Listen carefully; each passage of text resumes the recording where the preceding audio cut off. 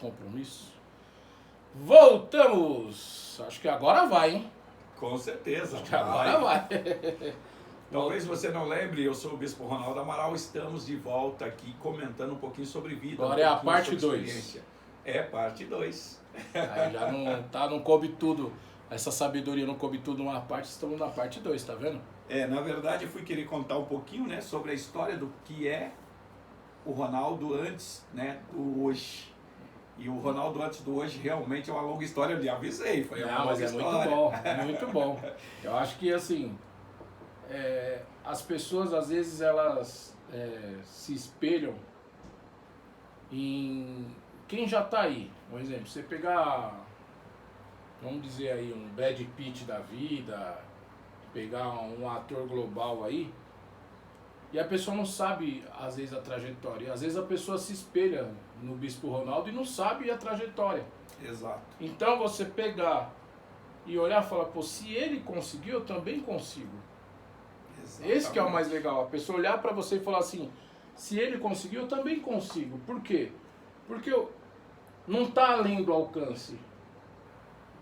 Exato. Ele conta, às vezes a pessoa fala assim, pô, eu tive essa trajetória.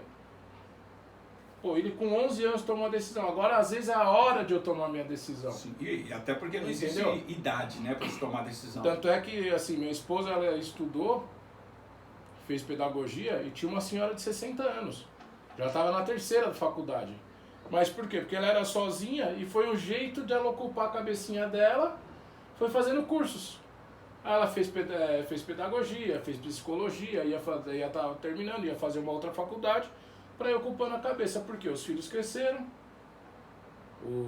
os netos cresceram, e assim, digamos assim, que é o que acontece hoje em dia, hoje os nossos velhos são colocados de escanteio, né? Então é raro você ver uma família que tá lá, o filho, o pai, a mãe, o filho e os netos. Hoje antigamente os filhos, aí essa molecada enchendo as paciências, bota pra brincar lá no quintal. Hoje a pessoa quer colocar os velhos. Né? Não, coloca lá no...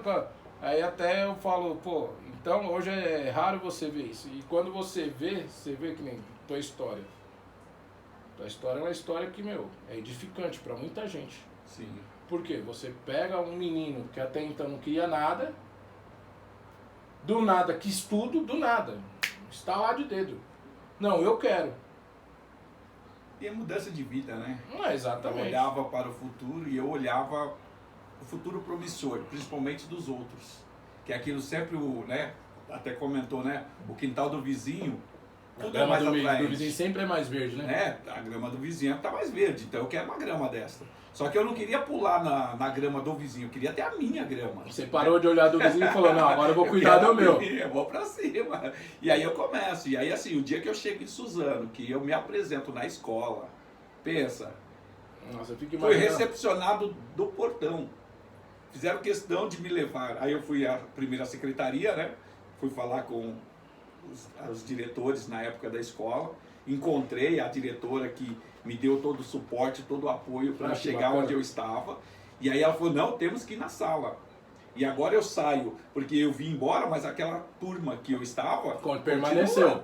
Então assim, quando eu volto um ano depois, eu só achei eles um ano também avançado, mas estavam todos basicamente lá. Então assim, a mesma sala, só mudou o ano, né? E eu chego lá, quando eu chego uniformizado, e lá na Polícia Mirim, até uma regra. Quando você chega diante de uma pessoa mais velha, né, falando aí do idoso principalmente, mas nesse caso até mesmo a professora ou alguém que tenha e é subordinado, você é subordinado a ela ou foi, você precisa bater continência. Então quando eu cheguei na porta, que abriu a porta, eu bati continência. Quando eu bati continência, a professora ainda regalou o olho assim, Ronaldo? Aí a sala inteira olhou e aí ela entra. Quando eu entro, todo mundo já começa... Já começa os burburinhos, Ronaldo. E aquilo me chamou a atenção. E aí eu falei, não, eu quero continuar nessa profissão. Lindo, olha que lindo. Porque tudo que eu nunca tive... Você passou a ter agora, depois daquilo. Principalmente a admiração dos que mais me criticavam. Porque eu tinha uma sala, que eram meus amigos, assim, entre aspas, meus colegas de sala, Mas assim, a maioria me respeitava porque tinha medo. Porque eu realmente era, né? Como era muito quietinho, muito, né? Então a maioria tinha medo. E aí eu só fui entender que eles tinham medo, que eles eram meu amigo por medo, depois. Depois que você... Aí quando eu chego, aí agora eu já consigo ver o respeito. Eu já consigo ver a admiração. Porque eles viram que o que eu estava batalhando eu havia conseguido. Depois disso, eu voltei várias vezes em Suzano. Muitos deles me procuravam e perguntavam: a minha mãe pediu para você passar o endereço, passar o telefone, como que faz para entrar lá também, porque querem. E vários alunos que na época, vários amigos meus vieram também para a escola. Olha que bacana. Né, para a Guarda Mirim. E assim, aí começa uma história. Só que um dia a gente tá ouvindo aquela musiquinha, passa aquela menina, te dá uma olhadinha, né? Aí a gente dá aquela olhadinha, eu falei, rapaz, eu acho que é mim. por aqui. E eu conheço então uma jovem que morava na comunidade do Jardim Eliane. E aí começamos a namorar. Né? Começou o flerte, começamos a namorar. E ela me fez uma proposta de passar uma semana. Eu nunca havia entrado numa comunidade. Eu não sabia o que era uma comunidade fora que eu vivi. Agora eu já tinha uma outra vida. Agora eu já estou com 16 para 17 anos. Então eu já mudei a minha história. Agora eu já tinha minha moto, já trabalhava. Da Polícia Mirim, eles me encaminharam direto. Na época existia um banco chamado Unibanco. Né? E eu fui trabalhar no Unibanco. E eu comecei como contínuo. Na época existia... Antigamente é o contínuo que é o boy, que era o office boy, né? Que era boy interno. Exato. E hoje que é o motoboy, né? Andava com os malotes na época, né? Porque era nós que levávamos os malotes, pegávamos os ônibus da CMTC, né? Com os malotes, às vezes eu andava, se fosse nos dias de hoje, né? Com 500 mil, 1 milhão dentro da bolsa. E tudo moleque. Tudo moleque. Meu primeiro emprego de carteira assinada foi 16, 17 anos, levando 1 milhão. Basicamente, 200, 300 mil na bolsa. Né? Colocava principalmente quando era malote, a gente colocava na frente, né? Colocava aquela bolsona gigante na frente e levava. Levava de um banco para outro. E levava tudo ali. Então, assim, já era uma outra vida. Aí eu já tinha comprei minha moto, né? Com 17 anos já tinha minha moto. Já falei, comprei primeiro a bicicleta, depois comprei moto, então eu já tinha uma outra vida. Já estava razoavelmente começando a me constituir. E aí, de repente, arruma uma namoradinha. Ela olhou e falou, poxa, bacana, top. E aí, ela me fez uma proposta. Vem ficar uns dias aqui comigo. Eu falei, não posso, sou cristão. Poxa, mas... Infelizmente, nós cristãos da época passada, tínhamos muitos dogmas. Não sei se você sabe o que é um dogma. Dogmas são os conceitos, o que você pode e o que você não pode. Isso independente do que está na Bíblia. Que pode e não pode. Na época, um jovem cristão não poderia namorar com uma pessoa não cristã. Essa menina até ia na igreja. Só que assim, meus avós, pastores. Minha mãe, missionária.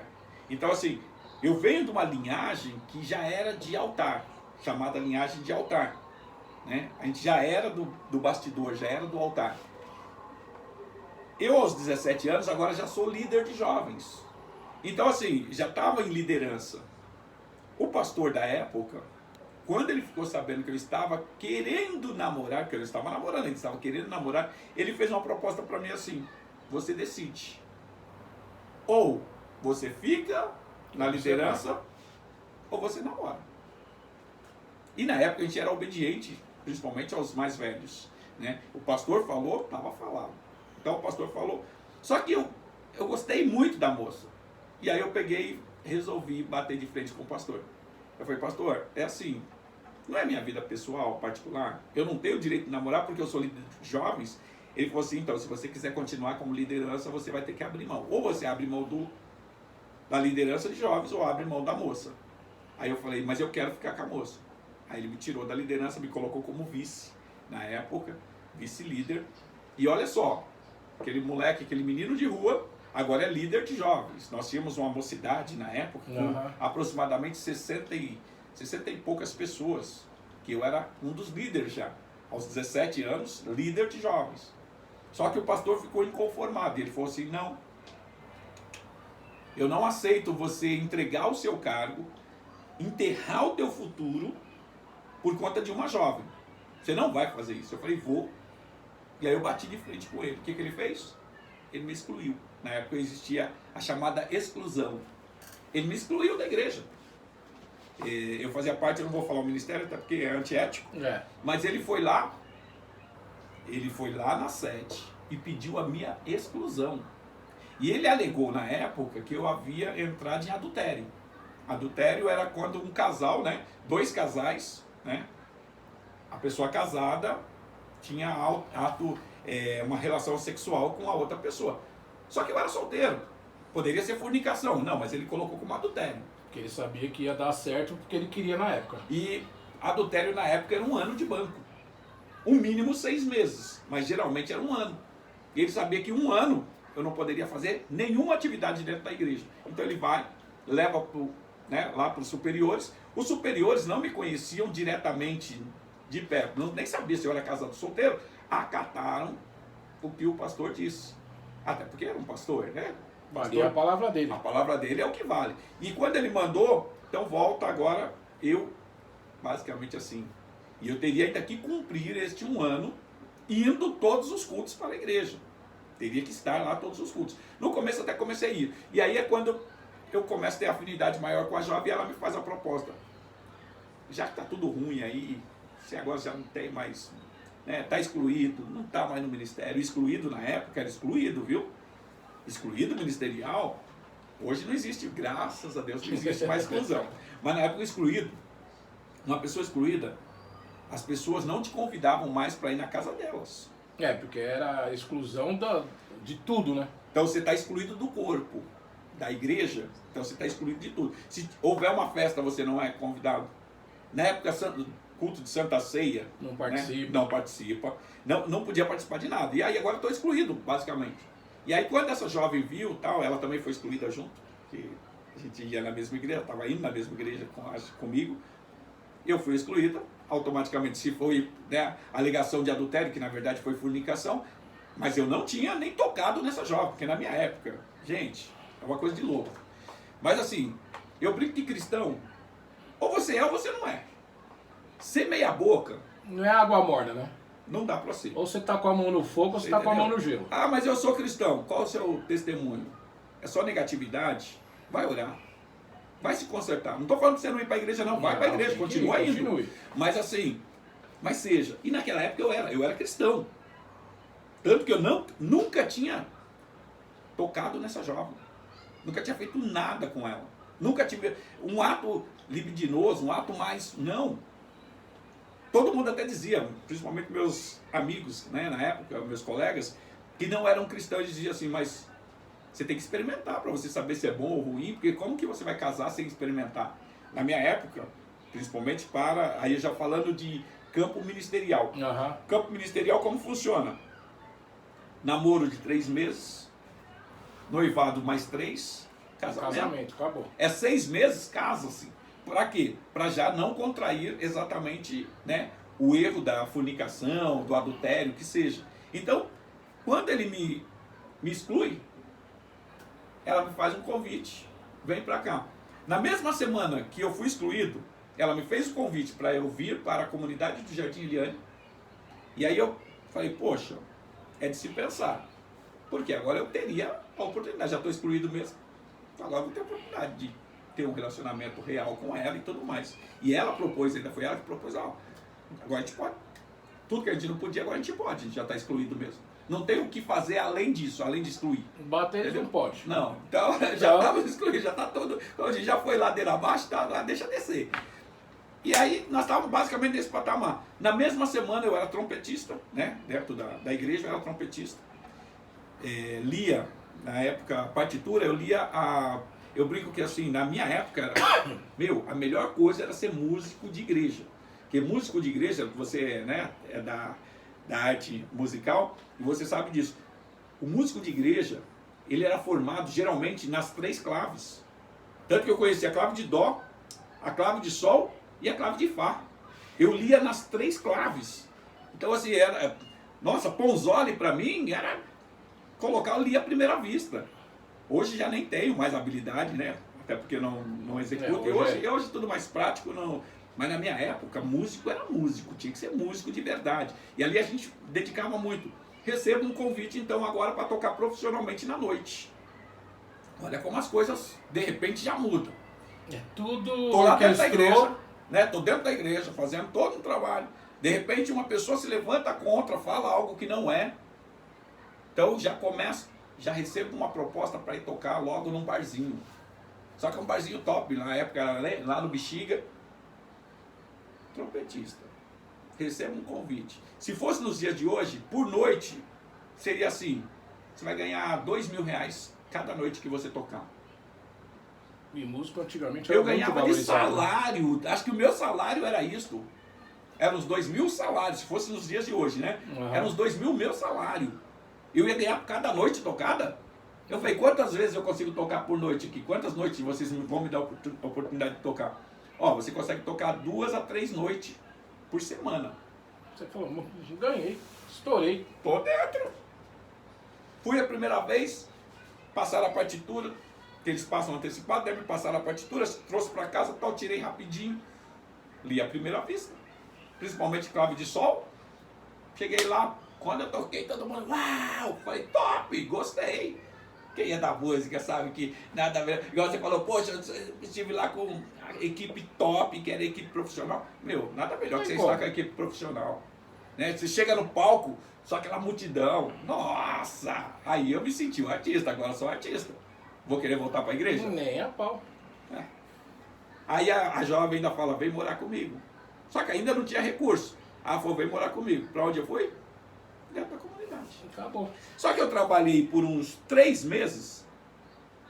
Houve um probleminha lá entre, na época, o contratante e eu. Até porque, assim, ele, infelizmente, o contratante, você sabe como que funciona. Né? Na hora da promessa é sempre lindo, na hora de pagamento é uma briga. Né? É aquela briga na hora de cumprir contrato.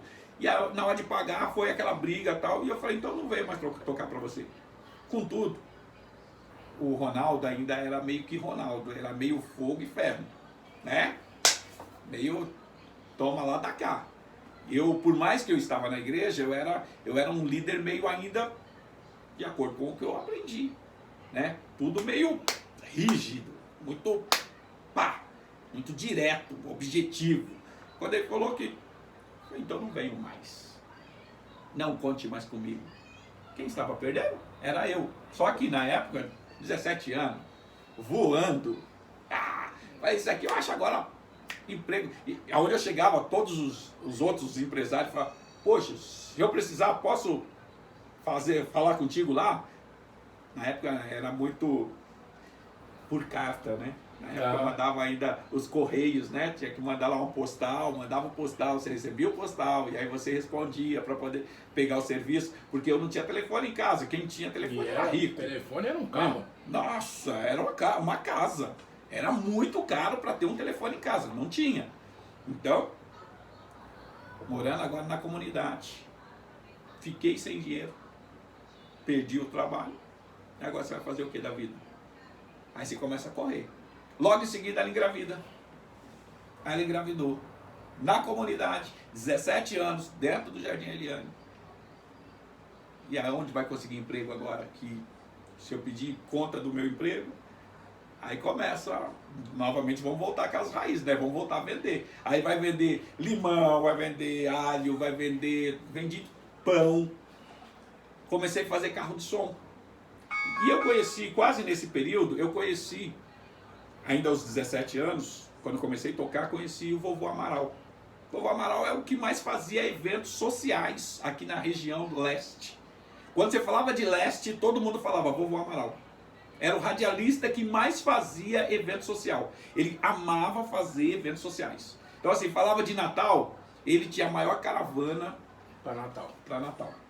Tanto que na época de Natal, na primeiro ano que eu fiz um evento com ele, que foi quando eu começo mesmo a me engajar oficialmente dentro das áreas, principalmente assistencialista, foram 15.000 brinquedos entregues na sociedade do Jardim Eliane. Se depois um dia você tiver a oportunidade de puxar o histórico, né, da sociedade, Estava lá várias equipes, principalmente motoqueiro. Aqui a rua basicamente Alpiste, a rua Camalhotilho, fechava de motos até lá embaixo, a Camalhotilho, a Alpiste até aqui no canto, lá no final de motos, motoqueiro para tudo quanto é lado. E chegaram muitas doações. Chegou um caminhão de brinquedos. Foi a primeira vez, assim, o maior evento assim, social que eu participei, foi junto com o vovô Amaral. E aí a gente ia pro palco, e aí ele fazia vários shows, e aí a gente já montei uma banda de rock, na época era a banda Os Piratas, na época quase toda a Zona Leste tinha lá o nosso nome, onde se passava tinha lá pichado, Os Piratas. Aí fomos pra rádio, fomos tocar em televisão e tal, só que ainda continuava morando na comunidade. Ganhava dinheiro? Não ganhava dinheiro. Tinha banda, tocava rock, e Tinha não ganhava público dinheiro. e não tinha dinheiro. E não tinha dinheiro. Não tinha dinheiro. E aí começamos a passar algumas necessidades dentro do Jardim Eliane. E aí foi um período, eu brinco que os anos 80, Jardim Eliane era Jardim Eliane. Jardim Eliane era difícil. Quem viveu aqui nesses anos, talvez você seja da região do Jardim Eliane e pode compartilhar conosco essas experiências. Era um período muito complicado. E assim, a polícia, quantas vezes, né, entrava e já jogando o pé na porta, não tinha essa de, não, se era não família tinha mandato, de bem. não tinha nada. Não, família de bem. Morou na favela, de bem. era tudo. Não, era tudo bandido. Era tudo bandido, já batia o pé na porta, derrubava. Quantas vezes minha porta, quando eu via, estava no chão. Às vezes troca de tiro, tinha que deitar no chão, deitar. Não sei da onde que todo mundo tira que deitar debaixo da cama vai. A bala vai desviar. A bala vai desviar. Mas quantas vezes? Se jogava debaixo da cama, fazer o quê? A bala comendo. Blá, blá, blá, blá, blá, blá. Fazer o quê? Anos 80 foi difícil aqui. Eu vou falar pra você, Jardim Eliane era Jardim Eliane, viu? Quem não andava na linha. Quem andava na linha já era perigoso, agora imagina quem andava fora dela. Era complicado, mas aí a gente sobrevive. E aí eu volto um pouquinho às raízes, porque aí assim, eu começo a olhar o meu passado. Só que agora eu já tinha expertise. Então eu começo a fazer o quê? Começo a buscar apoios. Então, fulano, você consegue nos ajudar? Vamos fazer tal evento. Vamos fazer um evento para as crianças. E aí todo final de semana a gente fazia alguma coisa. A nível social. Todo final de semana. Não estava em igreja. Não fazia parte de religião nenhuma, não queria saber de igreja, falava de crente, eu falava, sai fora. Quando já vinha falar de Deus, eu falava, quem é você? Fala de Deus pra mim. Tem 2 cursos de teologia, aos 17 anos eu estava com o 2º curso de teologia. Eu falava, estou com 2 cursos de teologia, você quer debater Bíblia comigo? Vamos lá, vamos conversar que você quer saber da Bíblia. Não, porque, eu falava, filho, primeiro vai estudar a Bíblia antes de querer pregar. E eu era bocudo, eu mandava na lata, queria nem saber. Por quê? Agora já era arrogante, por quê? Tive que aprender. Só que eu aprendi na marra. Então tudo que eu aprendi de forma negativa, eu aplicava de forma negativa. E aí assim, e a comunidade, tem muita gente que fala, por que você não sai de lá? Quem está lá, por que não sai? Por que não... tá vivendo lá e não sai? Querido, é fácil falar quem tá de fora. O entrar até que não é tão difícil. Pra sair, gente, eu sei que você que... hoje está dentro de uma comunidade, está compartilhando conosco, pode dizer com propriedade sobre isso. Como é difícil romper. Porque o teu vizinho, muitas vezes, ele vai te trazer alguns benefícios bacanas. Mas geralmente assim, ele vai te dar o assistencialismo. O que é o assistencialismo? Você está na área social, você sabe, mas talvez a pessoa que está em casa não sabe. O assistencialismo é buscar os benefícios fáceis do governo. Então, a cesta básica, o leite... isso, aquilo.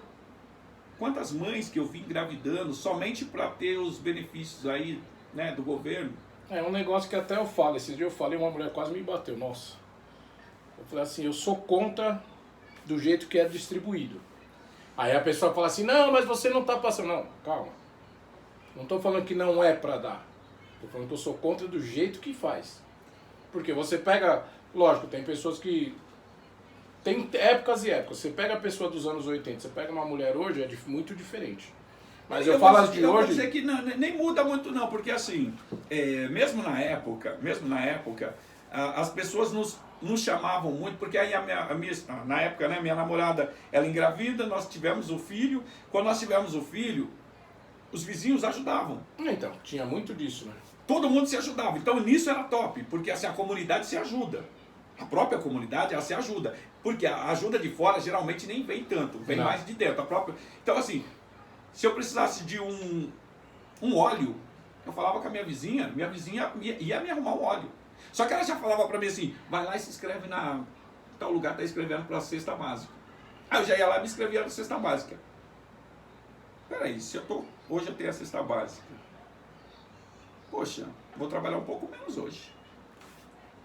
Eu não tinha muitos motivos para romper. Aí, poxa, se você puxar aquele gato lá, o fulano lá tá com o gato. Se você puxar para cá, Você já não paga mais luz. você já não vai pagar mais luz. E aí, eu puxei o gato. Peraí, eu tinha que batalhar pra caramba para pagar a luz. Já não preciso Já mais. diminui um pouco o meu ritmo. Então, Então, o assim, cano passando ali, já vou fazer a água. e é meio que automático, você nem percebe. A pessoa que está dentro não percebe que ela está Não. sendo levado para um caminho Mas é o de sistema, comodismo. né? É o sistema que acaba fazendo isso. Faz com parte você. do dia a dia. E aí, quando ela vê, ela já está acomodada dentro de uma situação. Exatamente. Porque, peraí, agora eu tenho que... Não, mas o que comer não me falta. Né? Eu tenho que comer agora. A minha luz está acesa. Quero assistir televisão. Doações, realmente o povo traz. Né? Você vai atrás, o povo traz. E aí eu comecei a fazer primeiro o assistencialismo, que é exatamente essa, de trazer a cesta básica e tal. Quando eu comecei a perceber que quando eu estava trazendo a cesta básica que estava entregando, eu não estava modificando vidas. Eu estava apenas alimentando uma outra situação. Mas principalmente o comodismo. A pessoa que está no comodismo, ela não percebe que está no comodismo. Ela não percebe e ela não consegue romper. Por mais que você chega, você fala, Não adianta. não muda. A É pessoa... enxugar gelo no sol, né? E aí começávamos a pensar o que nós temos que fazer. Só que eu estava lá. Só que o meu desejo não era ficar lá. E eu falava para minha esposa, vamos sair. Ela falava na época, não, porque minha mãe está aqui, porque minha irmã está aqui, porque eu tenho familiares aqui, eu não vou deixá-los aqui. E aí assim, uma situação puxava a outra e vai passando. E Passou o é primeiro um ano. negócio tão enraizado que a pessoa não pensa assim, se eu sair daqui, eu consigo posso minha tirar família. mais um. Não. É um negócio tão enraizado que ela acha que se ela sair dali, ela perde a família. Vai abandonar a família. Ela perde a família. Ela não pensa que, tipo, eu vou sair daqui, vamos dizer como eles costumam dizer, vou lá pro asfalto, aí eu pego e puxo minha irmã. Não. Aí puxo meu irmão, puxo minha mãe. Não, ela já pensa que perdeu todo mundo. Tanto que eu brinco que outro dia eu estava falando com uma pessoa, né, instruída, e a pessoa instruída disse assim, não, mas a pessoa, eu vi um rato. Gente, para quem está na comunidade, Isso é normal, é como se fosse um gato passando na casa da gente. é como se fosse um gato, um cachorro normal. Pô, Infelizmente, se torna normal. É normal? Não, não é. Mas se torna, mas porque só que a pessoa tá ali todo dia, não vai mudar passa a ser algo de hoje para comum, amanhã. Passa a ser comum. E aí começamos a ficar preocupados, porque agora eu estava auxiliando, eu estava trazendo agora alguns benefícios, principalmente cesta básica, trazia as campanhas, né, que é a campanha de Natal, campanha do Dia das Crianças, campanha, fazíamos várias festas aqui na comunidade, quase, né, do Jardim Eliane, quase todo mundo me conhecia, aí comecei a conhecer o pessoal de outras comunidades, em Ocuné e várias outras, e aí assim, geralmente é muito prático isso. Quem é de comunidade tem acesso a outra comunidade, então eu ia nas outras comunidades, fazia vários eventos em outras comunidades, só que eu percebia que não estava havendo romperes. As pessoas continuavam sendo as mesmas pessoas. E passava ano, aquela família só ia cada vez afundando mais. Eu falava, gente, eu quero sair, mas eu quero levar todo mundo comigo. E não dá. E aí nós fizemos um projeto, na época existia uma pessoa que nos auxiliou muito, né, falecido senhor Oscar. O senhor Oscar chegou um dia para mim e falou assim, poxa, eu vejo que você é esforçado, você está sempre correndo atrás aí dos benefícios, tá batalhando para fazer diferença, vamos fazer alguma coisa juntos? Porque eu já cuido dessa comunidade há anos, vamos fazer alguma coisa juntos? Eu falei, o que tu quer fazer, senhor Oscar? Ele falou assim, vamos trazer o Singapura, o Maluf na época era, né, o prefeito, e ele estava com um projeto do Singapura e tal, ele, vamos trazer o Singapura? Vamos. Então nós fomos para dentro da Câmara Municipal, vamos falar com os vereadores, fizemos um projeto, começamos a falar com vários moradores, principalmente os nossos vizinhos, todo mundo, os vizinhos no primeiro momento, os mais próximos, legal, pô, top, né? Vou deixar um barraco de madeira para morar num apartamento, ainda que seja um pombal, como a gente dizia na época, vai para um pombal, mas já é um pombal, melhor que aqui. né? Melhor que estar aqui. E aí fizemos todo um projeto, levamos na prefeitura e tal.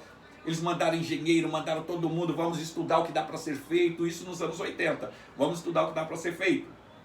Vieram, fizeram toda uma planta, a rua vai cruzar aqui da Saúl Borges Carneiro até lá em cima na Dolomites, ia cruzar a rua, ia ter mais uma que ia cruzar aqui ia entrar basicamente aonde hoje é a Viela da volta. Ela ia cruzar lá em cima pela Timutu. Então ia ficar top. Aí fez todo o desenho, todo o mapa. Aquela área lá de trás, não sei se você conhece, a parte de trás lá, perto ali, já entre a Dolomitas e a Timutu, aquela parte desbarrancava, era constantemente. Era colocar... alguém espirrar e já caía era uma chuva mais forte. Lá era uma tragédia anunciada todos os dias.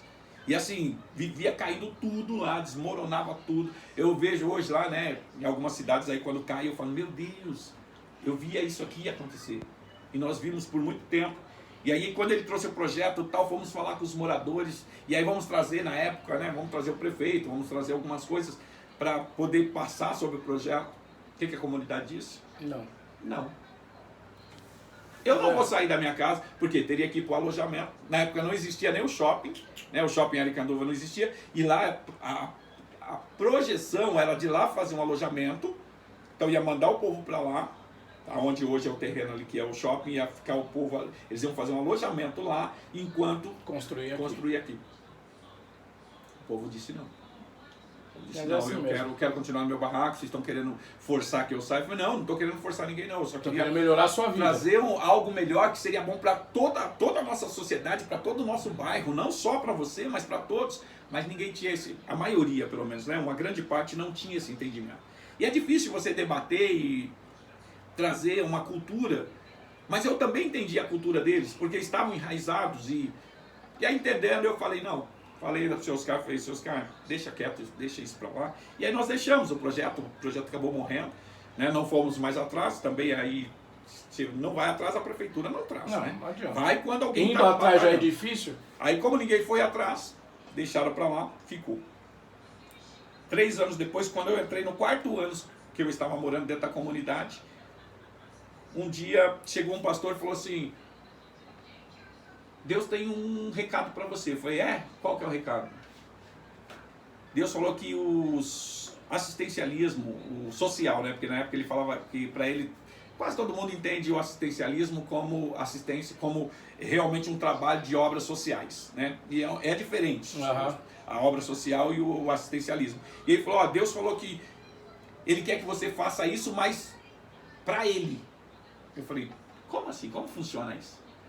Não, que você tem que voltar para a igreja. Eu falei, nem a pau. Voltar para a igreja? Nem a pau. Não quero. E aí ele, é algo de Deus. Você não quer aceitar, é você e Deus. Mas no primeiro momento eu relutei bastante, falei que não. Por tudo que você já passou, né? E aí, com alguns dias, passaram-se alguns tempos, a banda que eu fazia parte perdeu os contratos. A gente já estava com alguns contratos. E até mesmo televisão, tudo, cancelou tudo. A gente ficou sem contrato de televisão, já não íamos mais fazer televisão. Então assim, contudo, eu tocava porque eu gostava de tocar. E aí como que eu vou tocar agora, se a banda se desfez? O empresário ficou chateado porque desfez o contrato, também desfez a banda. Só que toda a instrumentação, tudo que era de instrumento era dele. Ele catou tudo que era dele e foi embora. Ficamos sem um instrumento, sem nada. Aí pensa você, um músico que ama tocar, que ama cantar, de repente sem nada. Aí, um dia eu estou passando aqui embaixo, aqui na região ainda do Eliane, estou descendo a rua, aí estou ouvindo uma música lá, só uma bateria. Eu ouvi, não tá nem esse som. Aí fui descendo, fui olhando, uma igrejinha pequena, só o baterista lá. Aí eu olhei e falei, e aí, tudo bem? Ele, falei, top o jeito que você está tocando aí, bacana, hein? Você é músico? Eu falei, a gente tá começando, né? Aí ele pegou e falou assim, entra aí, tem. Que instrumento que você toca? Eu falei, qualquer alegria nos diverte. Aí ele falou assim, ali tem guitarra, tem teclado, tem baixo, o que você quer tocar? Eu falei, me dá essa guitarra só pra gente brincar, pra gente fazer um. Aí ele já, você canta? Um pouquinho. Tá o microfone. já instalou o microfone e tal. E aí começamos a fazer. Só que assim, nós estamos dentro de uma igreja, eu vou cantar o quê?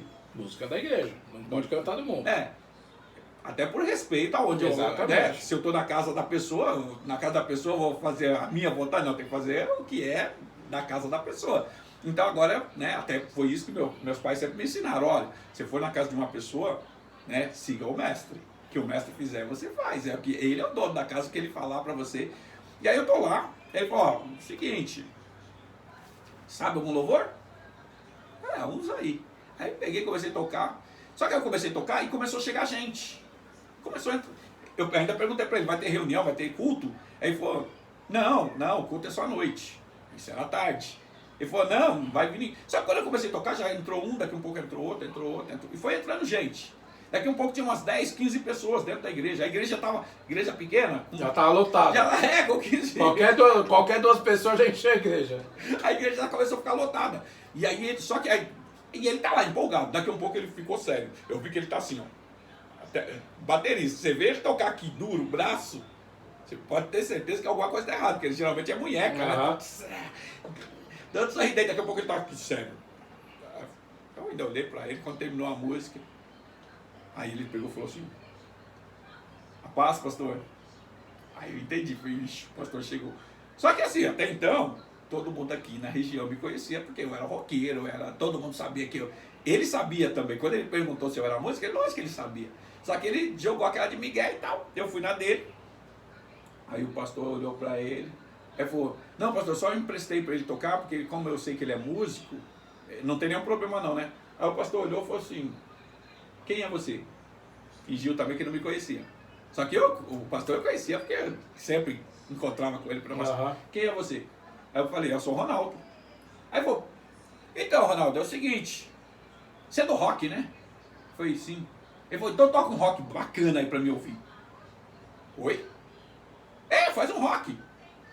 Aí na época eu gostava muito de The Purple, eu gostava muito de Led Zeppelin, né? Eu fiquei olhando, falei, ele tá falando sério mesmo? Aí eu falei, não, vou levar um... Aí fiz um mais dedilhado, né? Mais tranquilinho. Uma musiquinha mais, porque eu gostava de umas músicas pesadas, eu falei, não, vou levar uma música aqui, né? Aí levar uma musiquinha tranquila e, poxa, legal, gostei. Quando eu cheguei, estava tocando um louvor. Você consegue cantar aí de novo? Faço. Fiz o louvor. Hoje à noite vai ter reunião dos jovens, é culto dos jovens hoje. Você não topa vir, não? Você tem a banda, não tem? Eu falei, tem. Você não consegue convidar a sua banda para vir tocar aqui, não? Eu falei, mas minha banda toca rock, né? Rock pesado.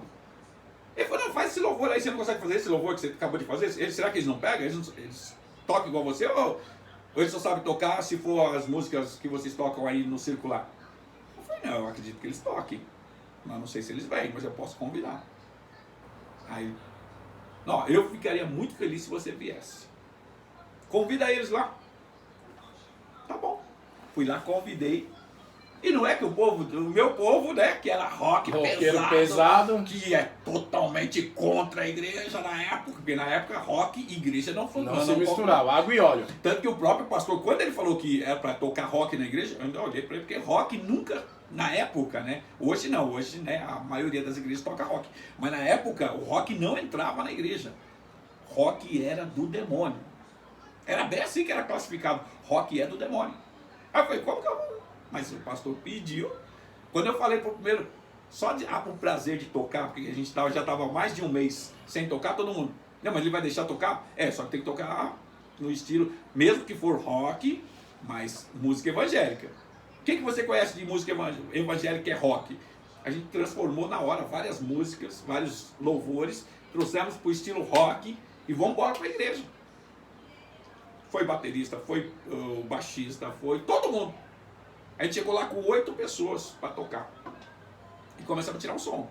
E na época, tanto que o som que eu tirei era um som antigo, né? Porque na época eu estava tocando um som que já era antigo, para minha época, nos anos 80, já era um hino já antigo, já, assim, nem a igreja já estava tocando mais aquilo, né?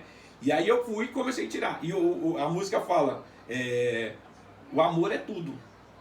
Aí eu comecei a tirar, quando eu comecei, o amor é tudo, feliz é quem ama. Quando eu fiz aquela parte, que eu olho pro lado, meus amigos estão tudo chorando.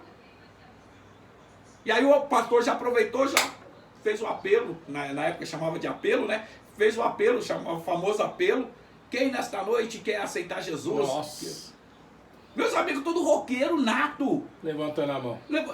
Eu que tinha dito que não ia, eu ainda tô lá durão, né? Pô, não vou não. Aí vocês, seus trouxas. E aí eles foram. Todo mundo já levantando a mão, foi, eu ainda bati de durão e tal, terminou a reunião, não fui, não quero, não vou ser crente não, mano, já fui, você é louco, ser crente, isso é palhaçada. Ainda, quando saímos de lá, dei bronca todo mundo, mas vocês são loucos, mano, você agora, só para poder tocar, vocês estão indo nessa de querer, eu aceito Jesus para poder tocar, meu, isso aí até é falsidade com Deus, para com isso. Não, mas a gente pode tocar amanhã de novo. Quero domingo. O pastor falou que amanhã a gente pode tocar de novo. Vamos lá. Falei, mano, vocês são tudo doido, mano. Meu, vocês são roqueiros ou não são? E na época, né, pirata. Tanto que pirata era aqui ou aqui, ó. A gente era assim ou era assim, né? Aí. Tá bom, né? Vamos lá. E era gritaria. Nós éramos rock gritaria. Voltamos lá. Só que aí no segunda noite, teve uma jovem lá que na época cantou um louvor. Por isso que eu falo, a música tem um poder. Eu acho que tem. Por isso que já falo, né? A música é a arte de manifestar os diversos sentimentos da alma. Realmente foi isso. Manifestou desejos e sentimentos da minha alma que eu nem sabia que existia mais. Então trouxe tudo à tona. Quando eu vi, aí quando ele fez o apelo, quem estava lá na frente, lá com a mão pra cima? Não sei. Era eu. Só quem faltava. Aí lá vou eu. E aí começamos. Aí começa a minha jornada novamente. Só que assim, quando eu saí lá atrás, eu estava separado para o diaconato. Eu estudei até o diaconato. E aí recomeço tudo de novo. Aí a história agora do bispo. Como chega do Ronaldo, chega ao bispo. E agora eu começo a história do diaconato. Então eu volto a estudar o diaconato. Depois fui ao presbitério. Igual eu falei, eu passei por todas as etapas que precisavam passar, você passou. Tem pessoas, mas eu aceitei Jesus depois de 6 meses, já tornei pastor. Não, no meu caso, eu tive que passar por todas as etapas. Porque hoje eu acho que está assim mais... Eu não vou saber usar a palavra certa, eu nem vou tentar. Mas hoje eu acho que o caminho está muito mais rápido. Sim. Antigamente você vinha, você estudava, aí você seguia aquela linha, aí você ia ser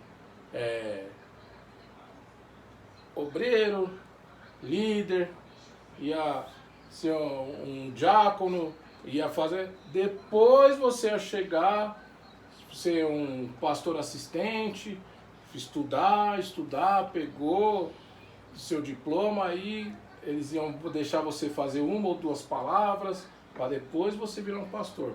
Hoje eu vejo que o caminho está muito mais rápido. A pessoa ela entra na igreja, aí ela segue aquela linha, daqui 1 ano ela já é pastor.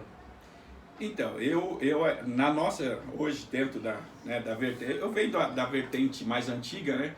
E eu brinco que eu sou um dos pastores modernos, né? Um dos ministros ainda moderno.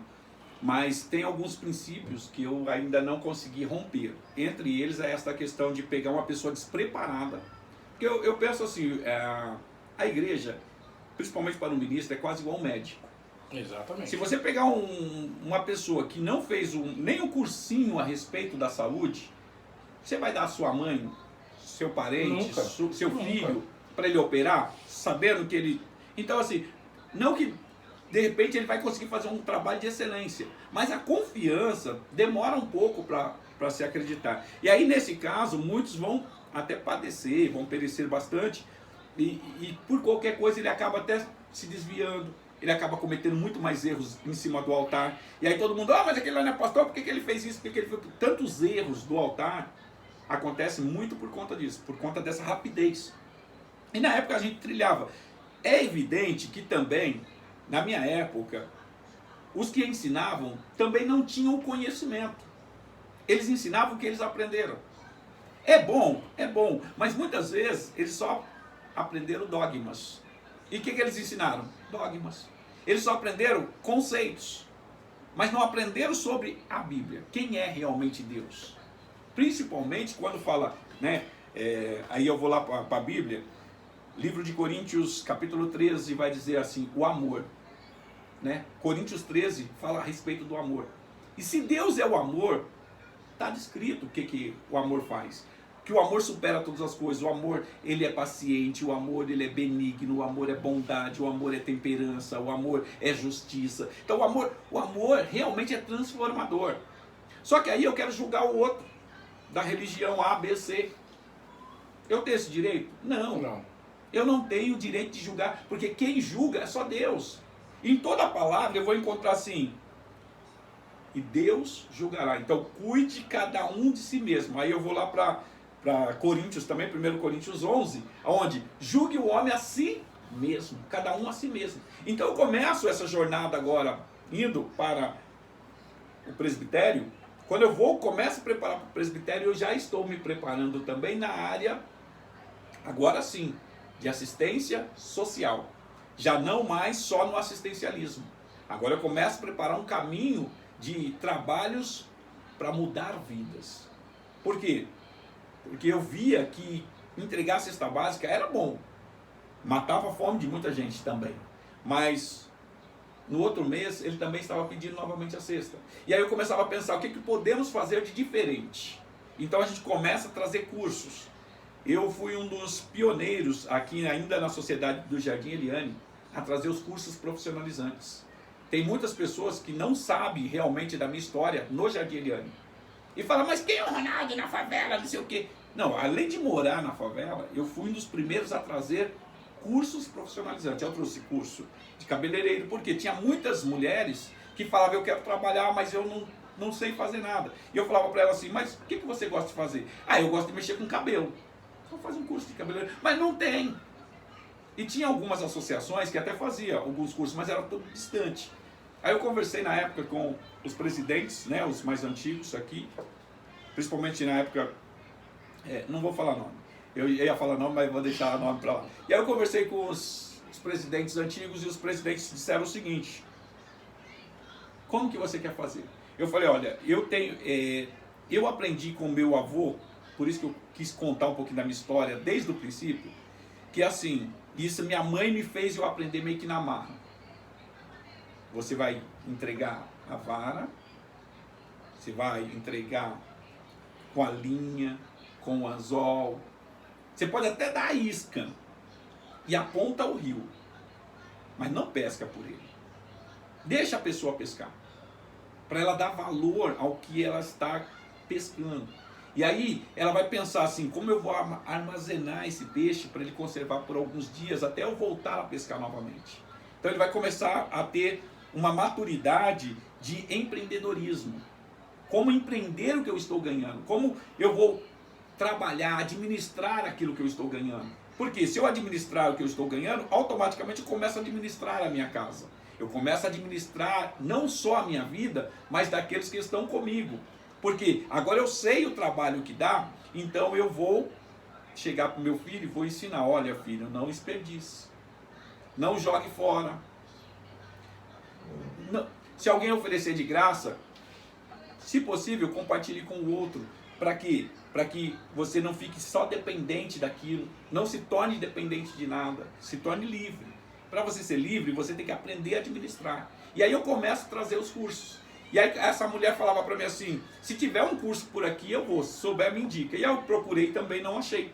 E aí eu falei com eles, eles falaram assim, como que você vai fazer? Eu falei, então vamos fazer o seguinte, vamos colocar uma taxinha.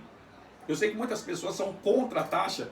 Já, sabe que eu ouvi logo no começo, inclusive os diretores da época, mas se você vai colocar a taxa, a pessoa já não tem dinheiro. A pessoa já está procurando um emprego, porque não tem dinheiro, você vai colocar uma taxa. Eu falei, não, é coisa de R$20.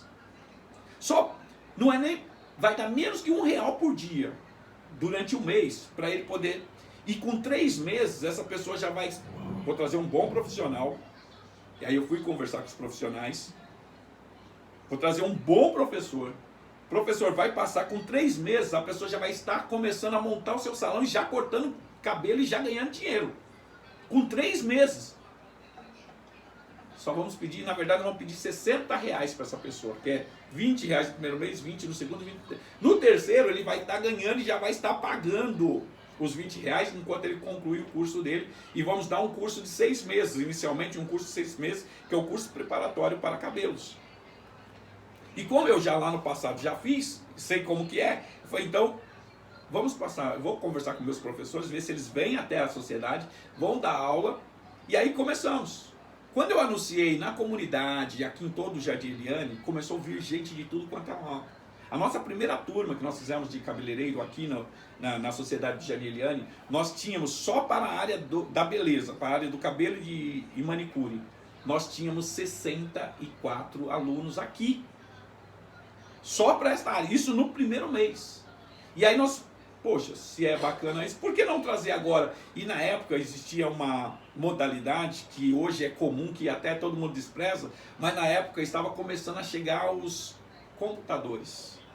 Os computadores. Então assim, os computadores eram muito lentos, mas era top. Quem não gostaria de ter um computador? E eu consegui fazer uma parceria com uma escola de computação e ele falou o seguinte, eu estou com alguns computadores que estão parados, porque eu acabei de trocar. Então eles são um pouco mais lentos, mas funcionam. Se você quiser, eu não vou te doar, eu vou te emprestar.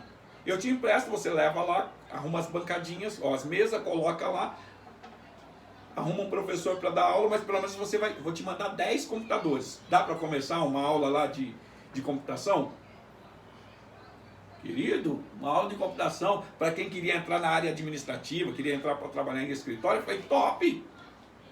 Bora, começamos então, trouxe para cá, falei com eles, trouxe para cá, começamos a montar a sala, agora tinha sala de computação, curso de cabeleireiro, curso de manicure, aí eu falei, um monte de mulheres chegou para mim e falou assim, e a gente estava trabalhando mais com a mulher, porque a mulher era que mais estava se jogando para aprender, e aí elas falaram assim, poxa, eu gosto muito de costura, eu gosto de moda, eu queria aprender moda, bora. Fui atrás de um professor de moda, trouxe o professor de moda, trouxemos máquinas, colocamos aqui dentro da sociedade, começamos, e agora nós já estávamos com, no segundo mês, nós estávamos com basicamente 220 alunos aqui dentro, em horários diferentes, então vinha uma turma de manhã, uma turma à tarde, tanto que tinha até uma equipe que ficava aqui, que já almoçava aqui, ficava aqui, porque todos os dias nós tínhamos atividade dentro dessa sociedade. Todos os dias. E aí começou, e o pessoal da comunidade, mas o pessoal também, não era só da comunidade, só da favela, agora era de todo o da região total. E aí daqui um pouco começou a vir da Santa Terezinha, começou a vir gente do Carrão, que eu desacreditei, quando começou a vir gente do Carrão, eu falei, mas gente, lá tem. Quer dizer que o curso está bacana. Infelizmente, as pessoas às vezes olham para mim, para você, e elas olham pelo que você fez, não pelo que ela é capaz. E assim, hoje nós estamos aqui, né, no teu podcast. Você montou, você sabe o trabalho que você teve. Acho que é. É justo eu chegar para você aqui e falar assim, não, eu vi como montou, amanhã chamar os seus clientes, eu montar uma sala do lado, chamar teus clientes e falar, não, porque agora eu sou o dono do podcast, ele está fora. Foi o que fizeram comigo. Eu sei como é que é isso. E aí chegaram e me deram um pé na bunda. Por quê? Se você fala de 220 alunos a R$ 20 cada um, aí você vai para matemática, você começa a olhar, opa, não estava entrando um centavo dentro dessa sociedade, agora tem dinheiro. Agora tem dinheiro todo mês. No começo, a proposta foi, se vier bastante aluno, você ajuda a pagar a água e luz? Top. Qual que é a ajuda? 50%, porque aqui a conta vem, né, tá vindo no mínimo. 50%. Se fosse hoje, quanto está vindo? Está vindo 70. Você vai dar 35. Top. Estamos juntos. O que eu vou fazer? Eu vou montar uma associação. Aí eu fui e comecei a preparar, falei com, na época o contador, falei, contador, é o seguinte, estou precisando montar uma associação. Por quê? Lá tem, mas para esta finalidade de cursos, para eu conseguir benefícios do governo, eu vou precisar de uma associação. Né? Com esta finalidade, tem que estar no KENAI estas finalidades. E aí quando eu comecei a falar disso, inclusive falei com eles na época, não dá para mudar o KENAI, não dá para mudar, a gente não vai mexer no estatuto. Ok, comecei a preparar. Quando eu comecei a preparar a documentação, eles já vieram e falaram assim, então, a gente recalculou você vai ter que pagar agora 50% de tudo quanto entra. Nós já fizemos as contas dos alunos e está entrando X e nós queremos X. Eu falei, mas espera aí, vocês não estão entendendo. Está entrando X, mas vamos lá. Vocês sabem quanto eu estou gastando de papel? Quanto eu mando para a gráfica de panfleto para poder atrair essas pessoas para vir? Você sabe quanto eu pago cada panfleteiro para ir para a rua, para esses alunos estarem aqui? Vocês sabem quanto custa para ter uma impressora funcionando? Vocês estão vendo o computador, mas vocês não estão vendo tanto. Ele fez a conta do bruto, né? De material que sai todos os dias aqui, porque eu estou doando, eles estão pagando R$20, mas não é de graça. Não é que eles estão. Os R$20 eu dou a apostila de graça. A apostila custa mais de R$20. Na verdade, eu só estou estimulando eles a colocarem verba para eles terem valorização do trabalho. Mas na verdade, tudo que eles estão colocando, esses R$20, não paga o que eles estão se beneficiando. Porque não paga os professores. Os professores na época eram pagos. Eu pagava o professor. Eu era o administrador, então eu pagava o professor. Chamei vários professores, mas todos os professores tinham salário. E agora eu pagava com qual dinheiro? Com esses próprios R$20. Então R$10 eu deixava só para a folha de pagamento. Então entrava 20, 10 era para a folha de pagamento e 10 era para os insumos. Só que eles não conseguiam entender isso. E ainda pagava água e luz.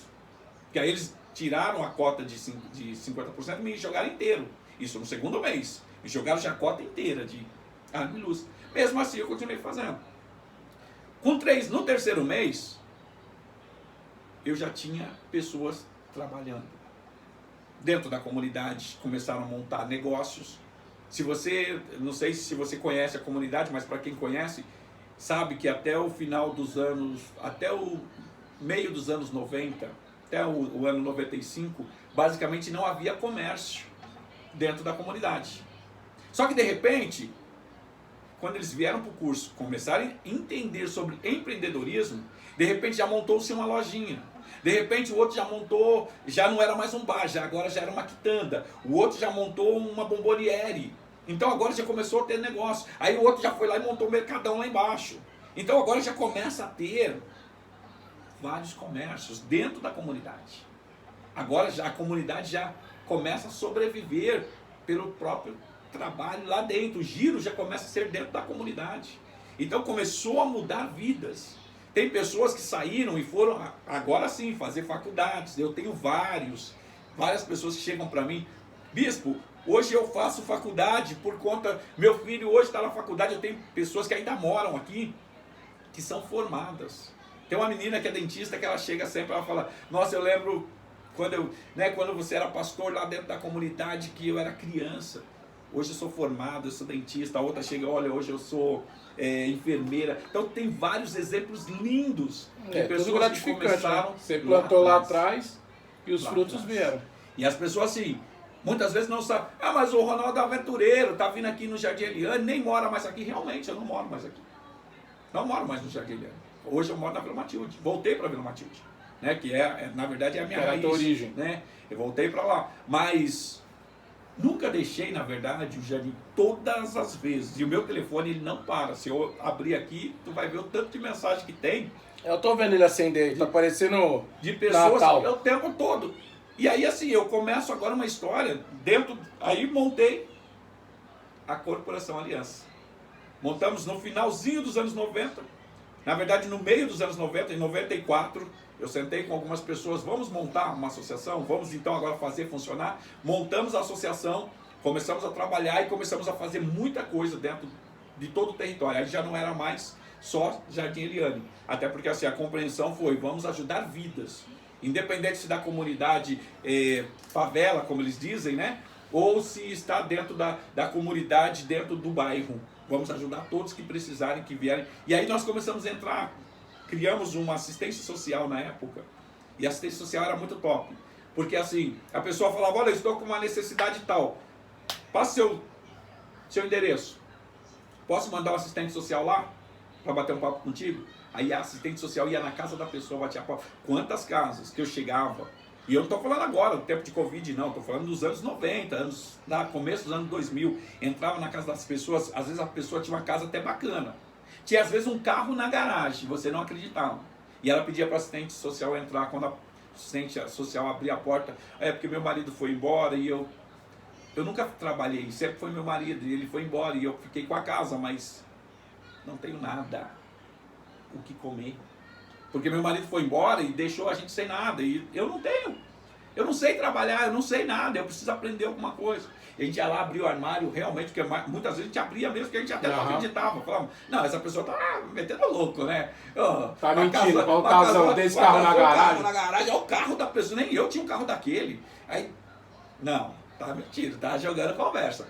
E a gente abria, realmente não tinha o que comer. E aí sim, a gente entregava a cesta básica, já encaminhava, aí, né, me expulsaram da sociedade de Jardim Eliane, né? Normal, quem conhece o povo da antiga sabe. Cai fora. Aí meteram o pé na Pastor, minha continua falando que eu vou trocar nosso chá de Bodley. E aí eu fui, né, comecei, aí é uma nova jornada, porque aí eu fui procurar outros locais para continuar, né, esse trabalho de, principalmente, né, da assistência social agora e fazendo o social, né, ações sociais. E aí começa essa parte de vamos ajudar vidas a se qualificar, a mudar. Vamos trazer o empreendedorismo, vamos trazer a cultura do crescimento. E muitas pessoas, a partir daí, começam a mudar de vida. Não agora só de uma comunidade, mas em vários setores. E a obra ministerial, como que está nesse caso? A gente continua fazendo um trabalho dentro da igreja, continua crescendo na igreja, até que, de repente, acontece um chamado para eu sair de São Paulo. Eu saio de São Paulo, vou para o interior, fiquei um tempo no interior, trabalhei com vários ministérios no interior. E lá eu recebo então uma proposta para ir na época era evangelista, né? Fui convidado até porque houve uns problemas, né, de ordem pessoal, acabei separando da esposa. E tem muitas pessoas que falam, mas você não era pastor e você separou da esposa? Naquele momento, talvez por imaturidade, que é o mais provável, né? Imaturidade, por falta de conhecimento. Eu achei que o mais viável naquele momento era separar, né? Se fosse hoje, provavelmente eu não teria separado, sou sincero. É porque você pega hoje e você fala assim, que nem eu também tive uma separação. A gente nunca teve alguém que fizesse essa conciliação, digamos assim. Não. Era a gente acabou. Acabou. Principalmente para quem é obreiro, para quem era pastores, um outro pastor vir te orientar, não, ele chegava e metia o pau junto. Ele nunca chegava e falava assim, mas o que está acontecendo no casamento? Espera aí, sai um pouquinho a senhora aqui, o que aconteceu? Tal. Daí, não, sai você agora, vem aqui, o que ele tá te judiando? Não, já chegava com... já apontando o dedo, né? Aí você já tá naquele negócio, já tá querendo separar, o cara que veio para te ajudar tá te julgando e fala, então agora já foi. E era exatamente isso, muitas vezes era mais o julgamento, não, mas você é pastor, você não pode fazer isso, você não pode fazer aquilo, você não pode... Não, eu não estou falando do que eu posso, que eu não posso fazer, o que eu posso e não posso, eu até conheço. A questão aqui é outra, eu estou com estafa mental, eu estou passando por processo de depressão, eu estou passando por vários processos, porque acumula, porque agora você não cuida. Eu não estava cuidando só da parte eclesiástica, só de vidas na área espiritual, eu estava cuidando também do assistencialismo e principalmente do social. E para quem está de fora, acha que é assim, eu posso falar isso com propriedade, porque quem está de fora é muito fácil. Tá enchendo o bolso de dinheiro, Geralmente tá ganhando coisa, e tá aí fazendo que tá difícil, não sei o que lá, isso, aquilo. Mas a pessoa não sabe o que é que... Às vezes a gente sai de casa e tem que estampar o sorrisão no rosto e sair. A pessoa não sabe o que é fazer isso. atendimento. Não sabe. Que às vezes, quantas vezes isso aconteceu, só que na época eu não tinha a ciência, não tinha o conhecimento, e por mais que tinha o Espírito Santo não tem a função de fazer tudo. Ele ensina, ele orienta, mas ele não tem a função de fazer tudo. E as pessoas achavam que por eu ser cristão, principalmente do altar, eu tinha que ser o próprio Deus na terra, né? Eu tenho que ser 100% sem mácula. Eu até concordo, tem que ser mesmo. Mas o 100% é dentro do que eu também tenho de cultura. O que a minha cultura me permite? Até onde minha cultura me permite? A minha cultura me permite excluir, eu vou excluir. Porque a minha cultura que eu tive, era de exclusão. Se a minha cultura me permite só andar 2 passos, só vou andar 2 passos. Exatamente. E as pessoas queriam que eu andasse 10. Mas eu não tinha maturidade. Então, quando vem os problemas de ordem, né, principalmente matrimonial, eu não aguentei o peso. Eu sou sincero, não aguentei. Então, quando veio, as pessoas que eu fui buscar conselho, elas falavam, você está errado, você tem que aguentar. Mas aguentar por quê? E ninguém me orientava o porquê que eu tinha que aguentar. Aonde que eu tinha que aguentar e o que precisaria se mudar. Como que eu poderia trazer uma mudança significativa.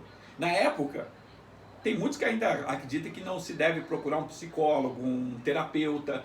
E na época, era coisa de louco, né? Você procurar um psicólogo, você é maluco? Existia isso. Já procurar um psiquiatra pra quê? Você é Você vai maluco? falar, eu vou pro hospital de doido. Você entendeu? E aí na época, infelizmente, essa era a cultura que se disseminava. E aí eu simplesmente não aguentei o peso, separei. Quando eu separei, saí de São Paulo, fui embora.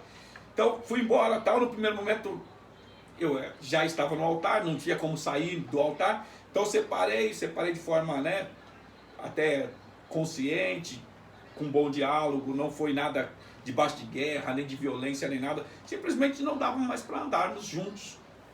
E nós tomamos essa decisão. Inclusive foi ambos que tomam a decisão. E agora nós estamos separados. Só que eu tinha 2 filhos, agora já estávamos já com o segundo filho, já estava com o segundo filho. E eu me separo, fui para o interior.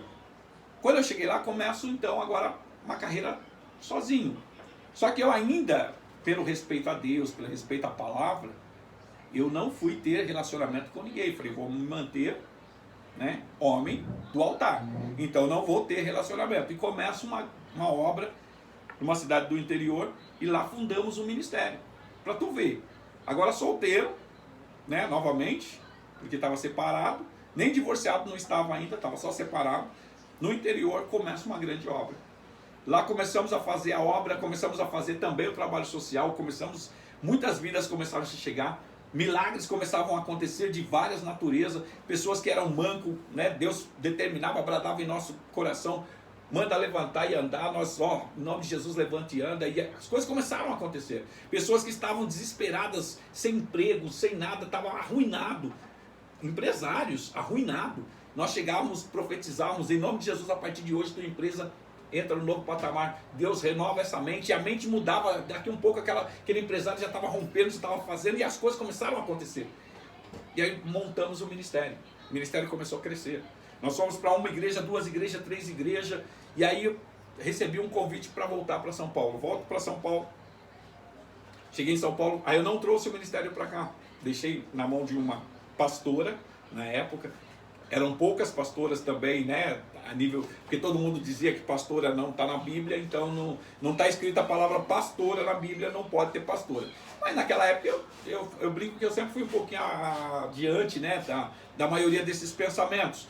E aí eu tinha comigo que aquela mulher era uma mulher de Deus. Era uma mulher é o que a gente vê hoje, né? Não de é caráter, era uma mulher que tinha experiências de altar, tinha experiência de bastidor, tinha um exemplo de família. Às vezes você pega um cara que tem uma linhagem de tudo e não faz metade do que ela fez. E Deus colocou no meu coração, reúne os pastores e unge ela pastora. Eu não era pastora, eu era evangelista. Unge ela pastora. Fomos, ungimos ela pastora.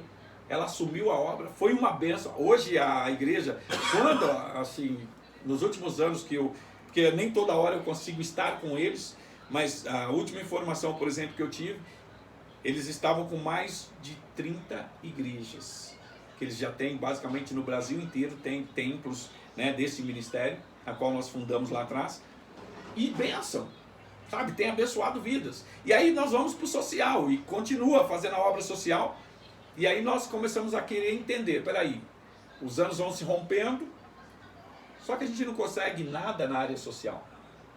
Tudo que a gente consegue é assistencialismo, e não consegue um curso patrocinado, por exemplo, pelo governo, porque é tudo muito burocrático, é muita burocracia. Eu brinco que o próprio governo ele se fecha de uma tal forma que parece que assim, eu não vou permitir que quem é pobre rompa, quem é pobre consiga realmente, porque quando a gente fala de assistencialismo, a cesta básica, você tem um CNPJ, tá bonitinho, tá redondinho, você consegue. Quer o leite? Eu te dou, o governo. Agora, quero um curso bom para os meus filhos. É difícil. Aí é difícil. Você consegue, consegue. Mas é uma batalha. Porque você tem que ter 50 certificações. Ah, eu tenho CENTES. Só o CENTES não serve. Ah, eu tenho COMAS. Só o COMAS não serve. Ah, eu tenho... Aí você vai tirando certificações. Tem o CMDCA.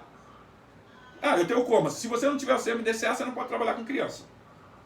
Então, todo dia você está barrado. Aí você demora um tempão. Hoje você vai falar com alguém para fazer um CMDCA, né? Você vai procurar um profissional para te fazer um CMDCA, 5 mil. Oi? 5 mil reais. E o cara não quer saber. Você vai fazer um CENTES? 5 mil reais. Você vai fazer um COMAS? 40 mil reais. Aí. 40 mil reais. Quem é de OSC aí sabe. 40 mil reais estão cobrando hoje para um COMAS. Inclusive essa semana agora eu estava conversando com uma pessoa, ela falou, 40 mil reais eu te libero. Eu consigo uma pessoa que te libera um COMAS. Estou aqui para denunciar ninguém não, mas não. É complicado. É bom falar porque as pessoas acham assim, é tudo fácil.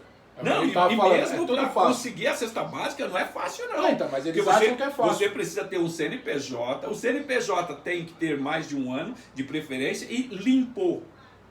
Ou seja, prestações de contas tem que ser feitas. Geralmente, tem algumas pessoas que já têm expertise e conseguem fazer, mas a maioria paga um contador para fazer.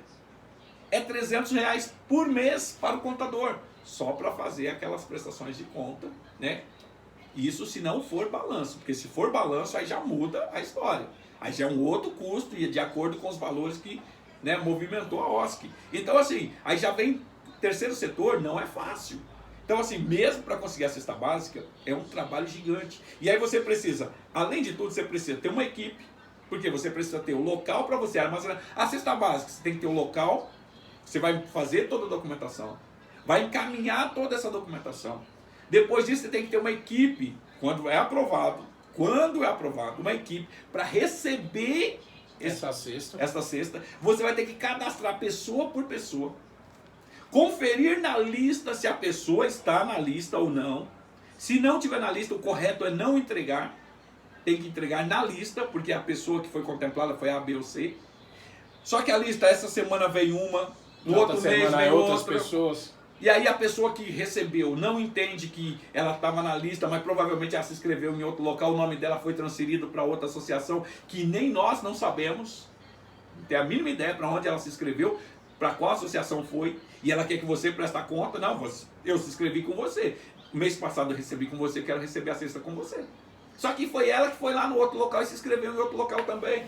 Só que ela cobra de você, ela cobra de mim. E aí assim, é tudo muito burocrático, tudo muito complicado.